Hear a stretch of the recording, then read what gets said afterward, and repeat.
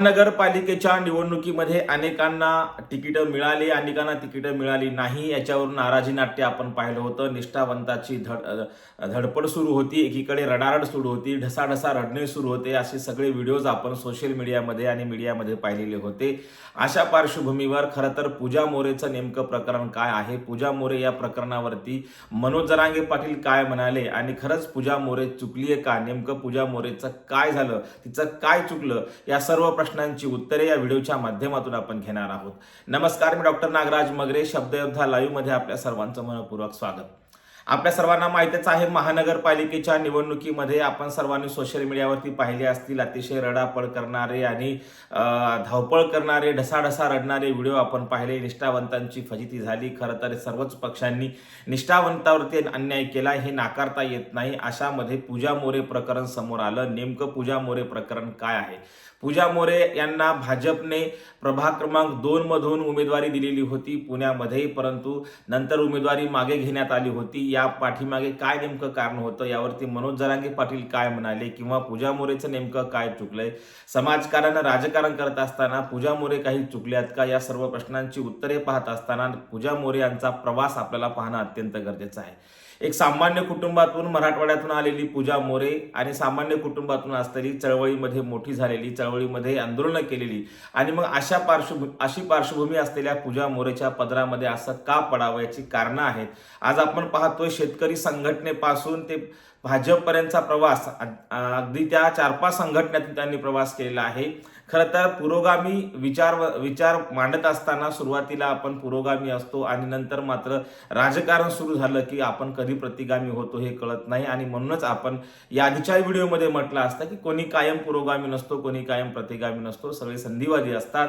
आणि मग संधिवादी पूजा मोरे आहे का, हा देखील प्रश्न पडतो. कारण आपल्या लक्षात येईल की पूजा मोरेला आपलं तिकीट का, आपल्याला माघार का घ्यावी लागली, उमेदवारी माघार का घ्यावी लागली, याचं महत्त्वाचं कारण म्हणजे त्यांचा जो काही व्हिडिओ आहे त्या म्हणतात की तो माझा नाही, परंतु तो काही कथित व्हिडिओ आहे की पूजा मोरे म्हणतायत मराठा क्रांती मोर्चामध्ये की देवेंद्र फडणवीस साहेब, आम्ही फक्त आरक्षण मागत आहोत, तुमची बायको मागत नाही. आता हा त्यांचा व्हिडिओ आहे का नाही हे त्यांना माहीत, त्या नाही म्हणत आहेत.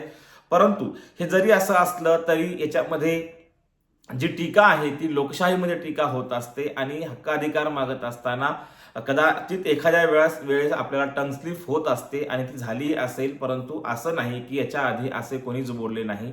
या राज्यामध्ये अनेक मोठे मोठे नेते, अनुभवी नेते भलतंच काही बोलून जातात, परंतु त्यांच्यावरती एवढा अन्याय होत नाही. ते आमदार, खासदार होतात, मंत्री होतात, अनेक मंत्री चुकतात, परंतु त्यांच्या बाबतीमध्ये मात्र असं घडत नाही. पूजा मोरेंच्या बाबतीमध्ये हे घडणं ही खरं तर दुर्दैवी घटना आहे. कारण लोकशाहीमध्ये टीका टिप्पणी होत असतात.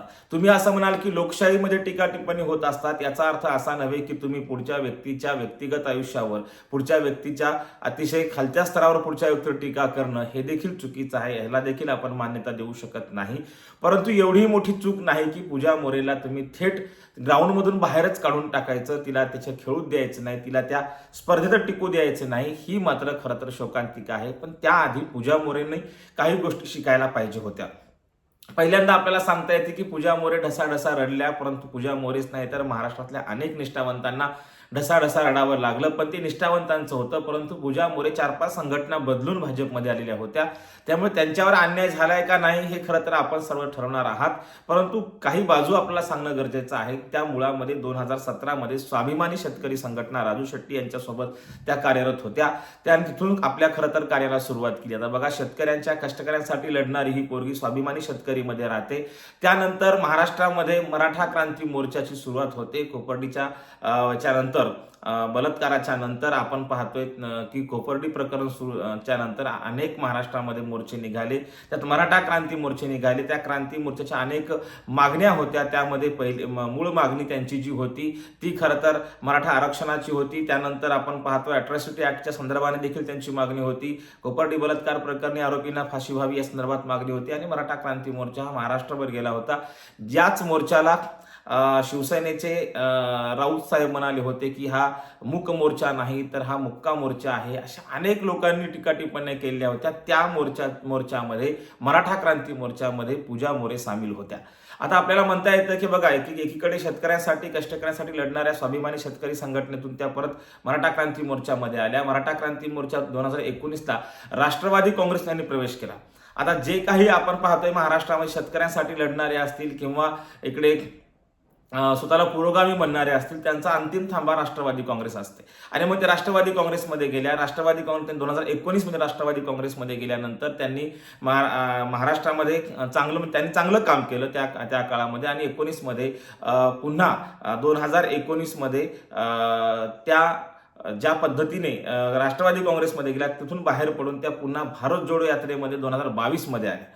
आता बघा, त्यांचा हा जो प्रवास आहे तो आपल्याला सांगता येते स्वाभिमानी शेतकरी संघटना, त्यानंतर आपण पाहतोय मराठा क्रांती मोर्चाच्या नंतर त्यांनी राष्ट्रवादी काँग्रेसमध्ये प्रवेश केला आणि नंतर भारत जोडो यात्रेत त्यांचे फोटो काही झळकले. आता हे सर्व आहे ते स्वाभाविक आहे की भारत जोडो यात्रेमध्ये त्यांचे राहुल गांधी सोबत त्यांचे फोटो आपण पाहतोय सोशल मीडियामध्ये.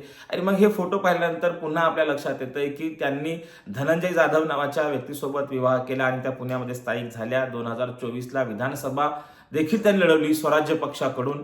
म्हणजे आपल्याला सांगता येतील 2017 ते 2024 ते आता 25 पर्यंत त्यांनी या 4-5 पक्षामध्ये प्रवेश केलेला होता. याच्यावरून आपल्या लक्षात येतं की आपल्या निष्ठा कुठे आहेत. आपण पुरोगामी स्वतःला म्हणून घेणारे, स्वाभिमानी शेतकरी संघटनेतून शेतकऱ्यांसाठी आपण लढणारे, मग शेतकऱ्यांसाठी लढता लढता आपण थेट मराठा क्रांती मोर्चात सामील झालात आणि मराठा क्रांती मोर्चात सर्वसामान्यांची बाजू मांडली. हे सर्व मान्य आहे. तिथं बाजू मांडता लगेच आपण राष्ट्रवादी काँग्रेसमध्ये गेलात. राष्ट्रवादी काँग्रेसमधून पुन्हा प्रवेश आपला स्वराज्य पक्षामध्ये होतो. आणि मग ह्या सगळ्या गोष्टी ज्या आहेत आणि मग थेट भाजपमध्ये, म्हणजे स्वाभिमानी शेतकरी संघटना असेल, संभाजी ब्रिगेड असेल, मराठा क्रांती मोर्चा म्हणजे संभाजी ब्रिगेडच्या आणि एकूण पुरोगामी कार्यकर्त्यांचा तो मोर्चा होता महाराष्ट्रातल्या. आणि त्याच्यानंतर आपला राष्ट्रवादी काँग्रेस आहे. त्याच्यानंतर स्वराज्य पक्ष, भारत जोडो अभियानामध्ये त्या होत्या. आणि त्याच्यानंतर आपण पाहतोय की दिल्ली किसान आंदोलनात देखील सहभाग. आणि आता पहलगामच्या हल्ल्याच्या वेळी त्यांची जी प्रतिक्रिया होती ती देशभर गेलेली होती. अतिशय कडवा विरोध त्यांनी या विचारधारेला केला होता. कोणीतरी जाणीवपूर्वक हे असं करत आहे, धर्म विचारून गोळ्या घातलेल्या आहेत. म्हणजे याचा अर्थ त्यांनी सरळ थेट सांगितलं होतं की हा देश अखंड राहिला पाहिजे, याच्यामध्ये कुठलाही हिंदू आणि मुस्लिम नाही झालं पाहिजे. त्यांनी अतिशय तळमळीनं बाजू घेतलेली होती आणि इथेच त्या फसल्या आणि पुन्हा त्या भाजपमध्ये गेल्या आणि भाजपमध्ये जाऊन त्यांनी तिकीट देखील मिळवलं. हे सर्व खरं असलं तरी मुद्दा असा येतो, पूजा मोरे चुकल्यात का? तर स्वाभाविक आहे, जर पुरोगामी नजरेतून पाहायला गेलं तर नक्कीच पूजा मोरे चुकल्या आहेत. तुम्ही एकीकडे पुरोगामीचा भुरका घेऊन फिरताय आणि दुसरीकडे मात्र थेट धर्मांधशक्तीला मदत करताय असं पुरोगामी म्हणू शकतात.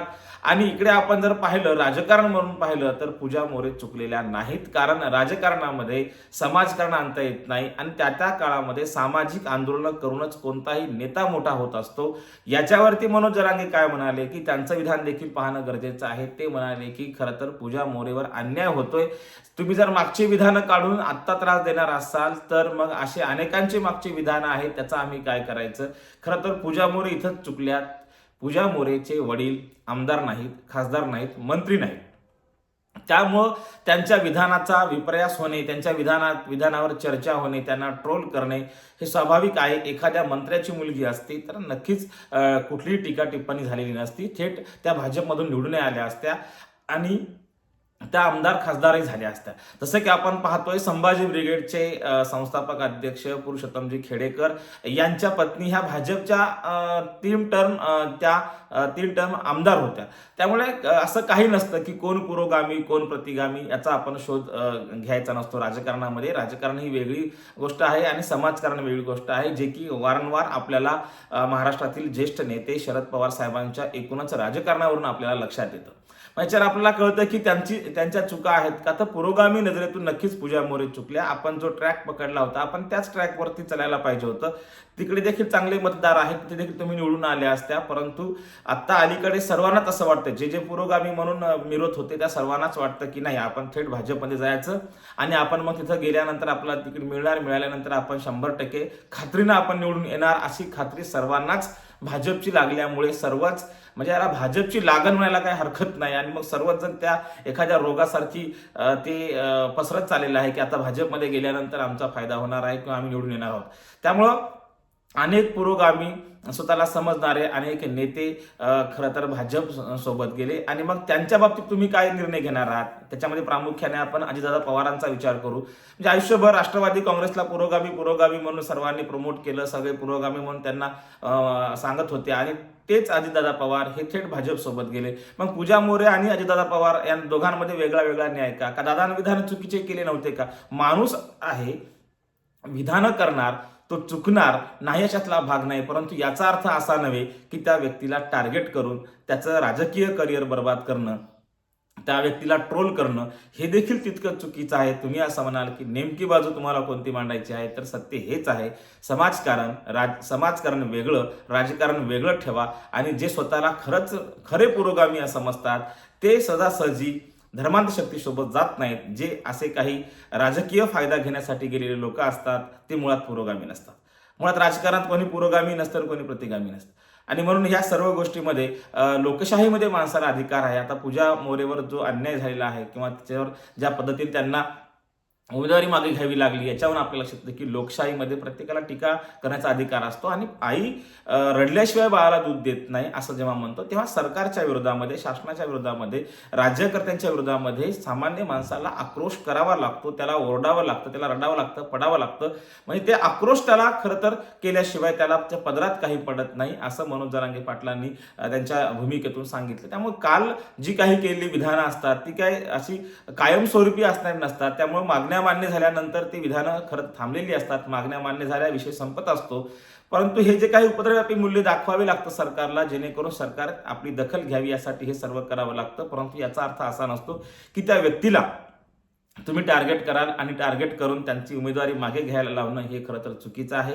असं होतं तर त्यांना भाजपमध्ये प्रवेश द्यायला नको होता. तसं जर असेल तर भाजपने अनेक काँग्रेसचे लोक, अनेक राष्ट्रवादीचे लोक आणि अनेक पुरोगामी स्वतःला समजणाऱ्या पुरोगामी चळवळीचे लोक आज भाजपमध्ये आहेत. याचा अर्थ असा आहे की तुम्ही त्या सर्वांनाच काढून टाकणार.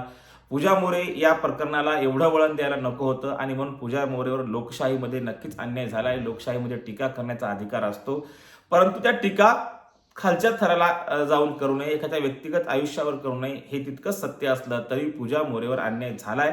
पण पूजा मोरेंनी जो प्रवास केलाय, शेतकरी संघटना, संभाजी ब्रिगेड, मराठा क्रांती मोर्चा, त्यानंतर स्वराज्य पक्ष, राष्ट्रवादी काँग्रेस आणि किसान सभा आणि आता भाजप, हे जे काही पुरोगाम्याचा प्रवास चालू आहे तो सर्वच पुरोगाम्याचा प्रवास हा भयंकर आहे. कारण हे तर वाघाच्या पाठीवर बसून सहलीला जाण्यासारखं आहे आणि ते धाडस सर्वच पुरोगामी आज करत आहेत.